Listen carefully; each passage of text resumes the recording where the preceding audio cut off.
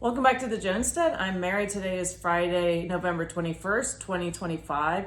And Fox Business reported yesterday that another fire ignites at Ford Aluminum Supplier's New York plant months after its first blaze. And if you remember, I talked about this in September. They had a fire at the same plant. It's the Oswego facility that not only halted operations, but also prompted Ford to temporarily cut production at its Kentucky truck plant and slash its profit outlook between 1.5 to $2 billion, which is significant. And this facility is a major supplier of automotive grade aluminum for Ford and is used in vehicles like the Ford F-150, which is one of their most popular vehicles that they sell. And so it's really affected their production on that, being able to get those on the assembly line. And there was also apparently another small fire at the plant in October. So that's not good for Ford, and hopefully they'll be able to get things back on track so that they can get their production lines moving again. And there are enough challenges with the economy the way it is, but to then have these fires at this aluminum plant is not helpful. So hopefully they can get all that resolved in a timely fashion. They had actually hoped to get this plant back on by the end of December, and now they're saying they're not saying when they think they're going to be able to get the plant back online. So, and the next story I wanted to talk about is another. This was reported in it's a source called Food Ingredients, and it's PepsiCo closes multiple Frito-Lay plants across the United States amid snack market pressures, and it says they're closing Frito-Lay plants in Florida. 2 of them are in Orlando, so you're seeing a lot of job losses here. California and New York. 6 in total as part of a cost-cutting and restructuring. Their third quarter of 2025 showed a 2% decline in North American food volumes. And PepsiCo cites sales as the loss of sales as consumers are cutting back on spending on snacks amid inflation. And also, one of that factors is consumers are looking for healthier snacks. So they're actually starting to read the ingredients that's in the snacks that Frito-Lay is putting on the shelves, and they're looking for alternatives that might be better for them. But I think also inflation, people who do like these snack foods, inflation is starting to take a hit, because we all have seen you have the cost is going up for a bag of whatever Fritos, and what you used to spend $1 for a bag of Fritos is now almost $5. And then you have the shrink inflation on top of that. So that's catching up with them. And so they're going to have to do some significant restructuring. They've actually responded in other countries because of concerns about the ingredients to improving their ingredients. It would be nice if they did that in the United States as well. And other companies that are seeing declines as well are General Mills. They reported a 5% drop in the third quarter net sales, while J.M. Smucker reported a 7% drop in sweet baked snacks sales. So will be interesting to see, ultimately we could see something positive coming out of this if there's an improvement in the quality of the types of snacks that they're coming out with. But we'll see what the outcome is. But unfortunately, you have 6 of these factories are shutting down.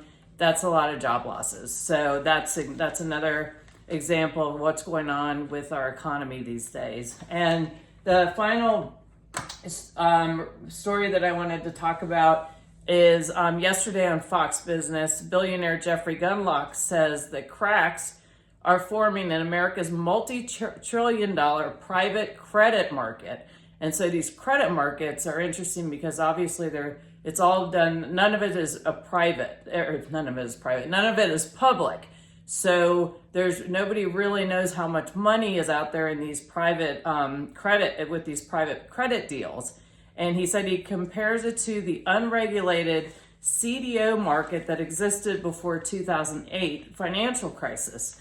And CDOs are collateralized debt obligations, and they're financial products that package loans and assets. And these are bundled and then sold to investors. And if you remember, back in 2008, all those subprime mortgages got bundled in, and that was a significant contributor to the 2008 financial meltdown. But so we're seeing that again. And he also said that almost all the financial assets are now overvalued. And he likened it to the private credit. He likened the private credit market to the wild, wild west, where you kind of had a small town with a sheriff and it was very manageable and people were playing by the rules. As the town got bigger, people coming in more and more wanting to exploit this private credit market. And so it's becoming kind of a free-for-all, which does not bode well for financial stability in that. And I wanted to read from this. He said, "This is starting to show up to be the problem that I've been referencing. The private credit and private equity, frankly, is being borrowed from private equity. It's sold on a volatility argument primarily," Gunlock said. "Maybe there's some excess return for your illiquidity that you can get, but it's largely a volatility argument. Illiquidity could turn paper losses into real ones," Gunlock cautioned, pointed to the kind of liquidity squeeze that worsened the 2008 financial crisis, when investors were unable to meet capital calls.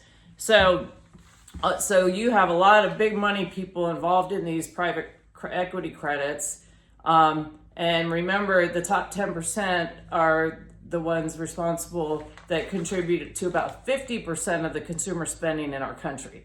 So if they're putting themselves in vulnerable situations that could then affect their wealth, then that will, of course, trickle down and affect the entire economy. So just wanted to put that on everybody's radar. But we're just seeing all these moving parts that just seem to be going in the wrong direction, and it is concerning, but I talk about them so that people are aware of what's going on so that they can prepare. And I go back to the US debt clock, and our national debt is at $38 trillion, and it's going up still. And this debt gets passed to you and I. So they're borrowing on the backs of the citizens of the United States. So anyway, always take the time, prepare. Make sure if you're concerned, obviously what we're seeing in the job and employment market right now, nobody's safe. So just prepare best you can, set aside an emergency fund, put some food away, make sure you have water backup in the event of weather issues or a grid down situation if you live near a data center, as I talked about yesterday. And just prepare and think about that so that the more you're prepared, if something does happen, if you have an emergency, you're in a better position to respond or you're in a better position to help your neighbor. So hope you found this helpful, and please like, share, subscribe. I look forward to talking to y'all again soon. Have a great day.